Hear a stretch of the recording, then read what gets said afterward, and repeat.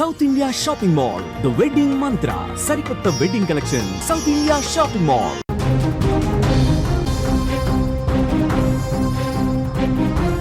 Breaking news చూస్తున్నాం. Russia దాడులతో జెలెన్స్కీలో భయం కనిపిస్తోంది.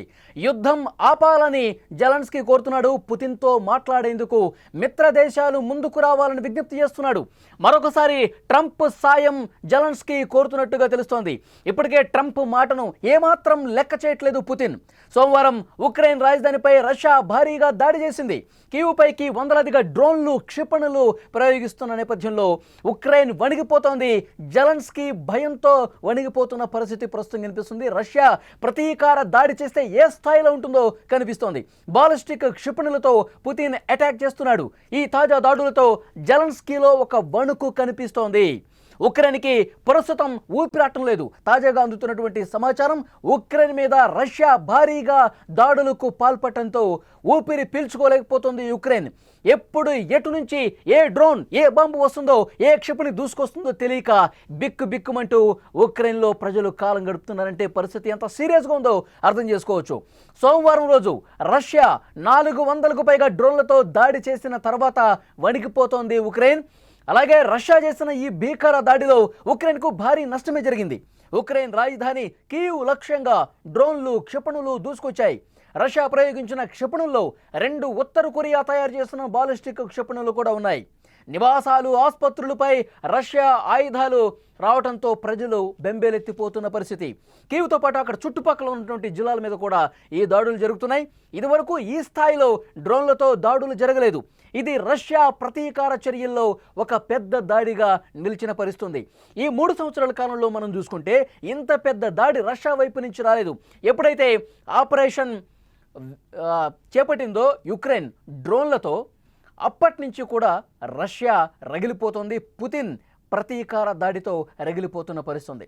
రష్యా దాడులతో జెలెన్స్కీ తీవ్ర ఆందోళనకు గురవుతున్నాడు. ప్రస్తుతం ఆపరేషన్ స్పైడర్ వెబ్ తర్వాత వణికిపోతున్నటువంటి పరిస్థితి కనిపిస్తోంది. పుతిన్ విశ్వరూపంతో పూర్తిగా జెలెన్స్కీ మాటలో, ఆయన వాయిస్లో మార్పు కనిపిస్తోంది. రష్యాపై ఇప్పటి వరకు తొడగొట్టిన జెలెన్స్కీ ఇప్పుడు శాంతి మంత్రం జపిస్తున్నాడు. పుతిన్కి చెప్పి యుద్ధం ఆపించాలని కోరుతా ఉన్నాడు. ఈ మేరకు మిత్ర దేశాల సాయం కూడా కోరుతున్నటువంటి పరిస్థితి. ప్రపంచం నిశ్శబ్దంగా ఉండొద్దని, పుతిన్పై ఒత్తిడి తేవాలని జెలెన్స్కీ కోరుతున్నాడు. అమెరికా, యూరప్ దేశాలు రష్యాతో చర్చలు జరిపి యుద్ధం ఆగిపోయే విధంగా చర్యలు తీసుకోవాలని జెలెన్స్కీ యాక్స్ వేదికగా వేడుకుంటున్నారంటే పరిస్థితి తీవ్రత ఏ విధంగా ఉంది. రష్యా ఒక్కసారి కథన రంగంలోకి దిగితే, రష్యా ఒకసారి ప్రతీకార దాడికి దిగితే, ఎప్పుడైతే ఆపరేషన్ స్పై వెబ్కి ప్రతీకారం తీర్చుకోవాలని పుతిన్ అనుకున్నాడో, పుతిన్ దాడి ఈ స్థాయిలో ఉంటుందని ఇప్పుడు జెలెన్స్కీ కూడా ఊహించలేని పరిస్థితి. ఆపరేషన్ స్పై వెబ్తో మనం చాలా చాకచక్యంగా అద్భుతమైనటువంటి దాడి చేశామని చెప్పి జెలెన్స్కీ ప్రకటించుకున్నాడు. మళ్ళీ ఎదురుదాడి, ప్రతీకార దాడి రష్యా వైపు నుంచి ఈ స్థాయిలో ఉంటుంది, అది కూడా వెనువెంటనే ఉంటుందని చెప్పి ఊహించలేదు జెలెన్స్కీ. పుతిన్తో ట్రంప్ మాట్లాడితే ఎలాంటి ఉపయోగం కనిపించట్లేదు జెలెన్స్కీకి. ట్రంప్ మాటను కూడా పుతిన్ వినిపించుకోవటం లేదు. ఐ డోంట్ కేర్ అని అంటున్నాడు. నేను ఉక్రెయిన్ని వదలను అంటున్నాడు. ఇదే విషయం ట్రంప్ కూడా తెగేసి చెప్తున్నాడు పుతిన్. చెప్పిన గంటల్లోనే దాడులు చేసి మరి తన ఉద్దేశాన్ని ప్రపంచానికి చాటి చెప్తున్నటువంటి పరిస్థితి. ఈ నేపథ్యంలో రోజురోజుకి యుక్రెయిన్పై రష్యా దాడుల తీవ్రత పెరుగుతోంది. తగ్గేదే లేదన్నట్టుగా పుతిన్ సేన రెచ్చిపోతున్నటువంటి పరిస్థితి కనిపిస్తోంది. ఎవడు వచ్చినా నేను ఆగను, ఎవడు చెప్పినా వినను అన్నట్టుగా పుతిన్ వైఖరి ప్రస్తుతం ఉంది. పుతిన్ ఇంతలా ఆగ్రహంతో రగిలిపోవటానికి కారణం, ఉక్రెయిన్ ఎప్పుడైతే ఆపరేషన్ స్పైడర్ వెబ్ చేపట్టిందో అప్పటి నుంచి తన రూటు మార్చాడు. అప్పటి నుంచి తన మీద ఈ స్థాయిలో దాడి చేసింది యుక్రెయిన్. తన దేశం మీద యుద్ధ వైమానిక దాడులు చేసి పూర్తి స్థాయిలో డ్రోన్లతో అక్కడ ఏ విధంగా అయితే 18 నెలల పాటు శ్రమించి యుక్రెయిన్ రష్యా భూభాగంలోకి, అది కూడా 6000 కిలోమీటర్ల లోపలికి చొచ్చుకొని వచ్చి రష్యా భూమి మీద నుంచే యుద్ధ విమానాలు 41 ధ్వంసం చేయటం, పూర్తిగా ఎయిర్ బేసుల్ని ధ్వంసం చేయటం, ఇదంతా చూస్తుంటే కనుక జెలెన్స్కీ చాలా కసిగా దెబ్బ కొట్టాడు రష్యాని. ఎట్టి పరిస్థితుల్లో వదిలేది లేదు. ఉక్రెయిన్కి గుణపాఠం చెప్పాల్సిందే. ఇంకా నేను శాంతి వైపు వెళదాం అనుకుంటున్నా, ఇంకా నేను ఆచితూచి వ్యవహరిద్దాం అనుకున్నా, కానీ గాయం మీద మళ్ళీ గాయం చేశాడు జెలెన్స్కీ. కాబట్టి ఒక్కసారి గట్టి దెబ్బ కొడితేనే జెలెన్స్కీ కానీ ఉక్రెయిన్ కానీ దారిలోకి వస్తుందని చెప్పి భావించి పుతిన్ చాలా తీవ్రమైనటువంటి సంఘర్షణ పడి దాడులు చేస్తున్న పరిస్థితి కనిపిస్తోంది. ఆ రోజు నుంచి భారీ స్థాయిలో దాడులకు తెగబడుతోంది రష్యా. అటు ఉక్రెయిన్ కూడా మాస్కో టార్గెట్గా దాడులు చేస్తోంది. పరిస్థితులు మరింత ఉద్రిక్తంగా రోజురోజుకు మారిపోతున్న పరిస్థితి. ట్రంప్, యూరోప్ దేశాలు బరిలోకి వస్తాయా, పుతిన్ను బతిమాలతాయా, బెదిరిస్తాయా అనేది ఇప్పుడు ఆసక్తిగా మారింది. మరి ముందు ముందు ఏం జరుగుతుందో చూడాల్సినటువంటి అవసరం ఉంది. జెలెన్స్కీ అయితే చాలా స్పష్టంగా వణికిపోతున్నాడు జెలెన్స్కీ. ఎందుకంటే యుక్రెయిన్ రాజధాని కీవ్ మీద వరుసగా దాడులు చేస్తూ ఉన్నటువంటి పరిస్థితి. రష్యా ఏకంగా మొదటి రోజు 479 డ్రోన్లు ఉపయోగించింది, 20 క్షిపణులు ఉపయోగించింది. ఆ తర్వాత మళ్ళీ 315 డ్రోన్లు ప్రయోగం చేసింది. ఆ తర్వాత ఇంకొన్ని 23 నార్త్ కొరియాకి సంబంధించినటువంటి క్షిపణులు కూడా యుక్రెయిన్ మీద, ముఖ్యంగా రాజధాని ప్రాంతంలో, జనావాసాలు ఉండే ప్రాంతాల్లో, ఆసుపత్రులు ఉండే ప్రాంతాల్లో కూడా ఈ దాడులు జరుగుతున్న పరిస్థితి. సో ఈ నేపథ్యంలోనే జెలెన్స్కీ గజగజ వణికిపోతున్నాడు. ఈ యుద్ధాన్ని వెంటనే ఆపాల్సినటువంటి అవసరం ఉంది, ఎవరైనా కలగజేసుకోవాల్సినటువంటి అవసరం ఉంది. ట్రంప్ ఒక్కసారి మీరు పుతిన్తో మళ్ళొకసారి మాట్లాడండి, యుక్రెయిన్ మీద జరుగుతున్నటువంటి ఈ వరుస దాడులను ఆపే ప్రయత్నం చేయండి, ఒక అడుగు ముందుకేసి మీరు ఒక్కసారి మాట్లాడే ప్రయత్నం చేయండి అని చెప్పి ఇటు ట్రంప్తో పాటు యూరోప్ దేశాలను కూడా జెలెన్స్కీ అడుగుతున్నాడంటే అక్కడ భయం తీవ్రత ఏ విధంగా ఉందో అర్థం చేసుకోవచ్చు. ఎందుకంటే పుతిన్ ఒక్కసారి ఆయన ప్రతీకారంతో దాడులు మొదలు పెడితే ఈ స్థాయిలో ఉంటుందని చెప్పి జెలెన్స్కీకి ఇప్పుడు అర్థమవుతోంది. ఎప్పుడైతే యుక్రెయిన్ ఆపరేషన్ స్పైడర్ వెబ్ పేరుతో డ్రోన్లని రష్యాలోకి పంపించి ఎయిర్ బేసుల్ని ధ్వంసం చేశాడో, యుద్ధ విమానాలని ధ్వంసం చేశాడో, గుండెకాయ లాంటి స్థావరాల మీద దెబ్బ కొట్టినటువంటి పరిస్థితి. ప్రతీకారంతో రగులుతున్నాడు పుతిన్. శాంతి చర్చల మాట దేవుడెరుగు, ప్రస్తుతం యుక్రెయిన్ని ఎవడు కాపాడుతాడో రండి, ఎవరొస్తారు రండి చూసుకుందాం అన్న స్థాయిలో ఆయన రగిలిపోతూ ఈ దాడులు చేస్తున్న పరిస్థితి. ఎందుకంటే ఈ 3 సంవత్సరాల కాలంలో ఎప్పుడూ కూడా ఈ స్థాయిలో పుతిన్ వ్యవహరించలేదు, ఈ స్థాయిలో వరుసగా దాడులు చేసినటువంటి పరిస్థితి లేదు.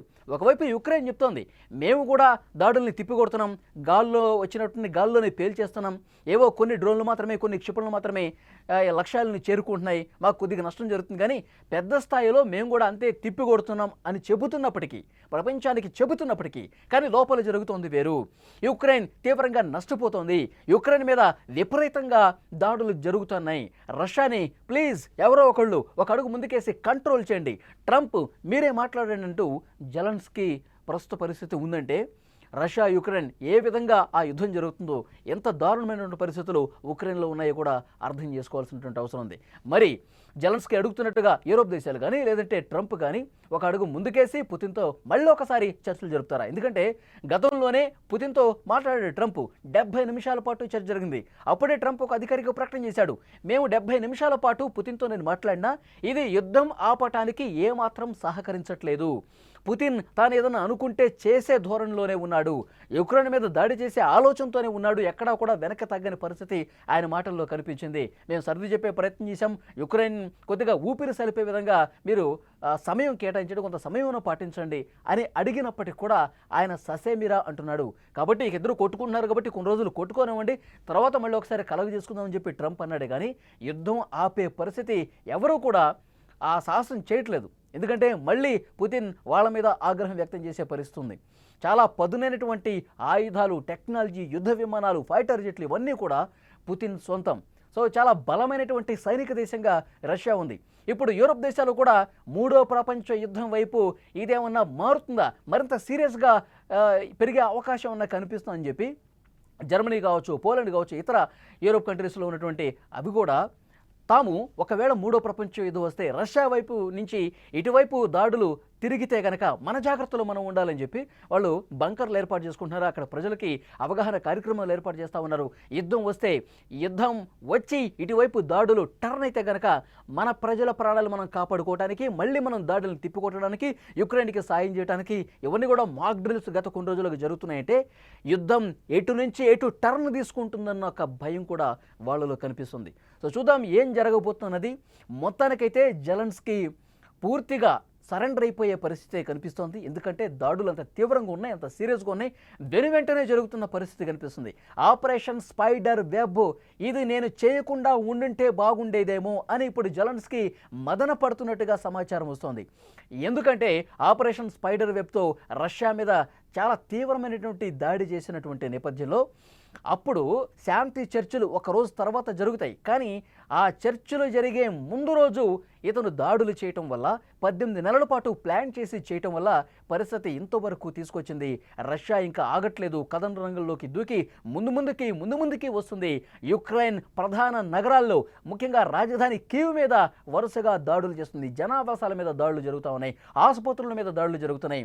యుక్రెయిన్ అధికారికంగా ఒక ప్రకటన చేసింది, ఇప్పటి వరకు యుద్ధం ప్రారంభమైన తర్వాత 12,000 మంది పౌరులు చనిపోయారు, సాధారణ పౌరులు చనిపోయారు, ఇందులో చిన్నపిల్లలు కూడా ఉన్నారు. దీన్ని ఐక్యరాజ్య సమితి కూడా ధృవీకరించినటువంటి పరిస్థితి. సో డెఫినెట్గా సాధారణ పౌరులు ప్రాణాల మీదకు వస్తున్న నేపథ్యంలో ఆలోచన చేయాల్సిన అవసరం ఉంది, ఒక అడుగు వెనక్కి తగ్గాల్సినటువంటి అవసరం ఉంది. కానీ రష్యా కూడా అట్ ద సేమ్ టైం ఒక ప్రకటన చేసింది, మేము సాధారణ పౌరుల జోలికి పోవట్లేదు, కేవలం ఉక్రెయిన్ స్థావరాల మీద, సైనిక స్థావరాల మీద, వాళ్ళు ఏదైతే యుద్ధ సామాగ్రి ఉందో, ఎక్కడి నుంచి వాళ్ళు యుద్ధం చేస్తున్నారో, ఎక్కడ వాళ్ళు తమ సామాగ్రి దాచుకొని ఉన్నారో, స్థావరాలు ఉన్నాయో సైనికులకు సంబంధించి, వాటి మీదే మేము దాడి చేస్తున్నాము, సాధారణ ప్రజానీకం జోలికి మేము వెళ్ళట్లేదు, యుద్ధ నీతిని మేము పాటిస్తున్నామని ఒకవైపు రష్యా చెప్తున్నాయి. రెండు వైపుల నుంచి కూడా విరుద్ధ ప్రకటనలు కనిపిస్తున్నాయి. కానీ ఘర్షణ మాత్రం పెరుగుతూ పోతుంది, సీరియస్నెస్ పెరుగుతూ పోతుంది, దాడుల తీవ్రత పెరుగుతూ పోతుంది, డ్రోన్ల సంఖ్య పెరుగుతూ పోతుంది, క్షిపణులు పెరుగుతూ పోతుంది.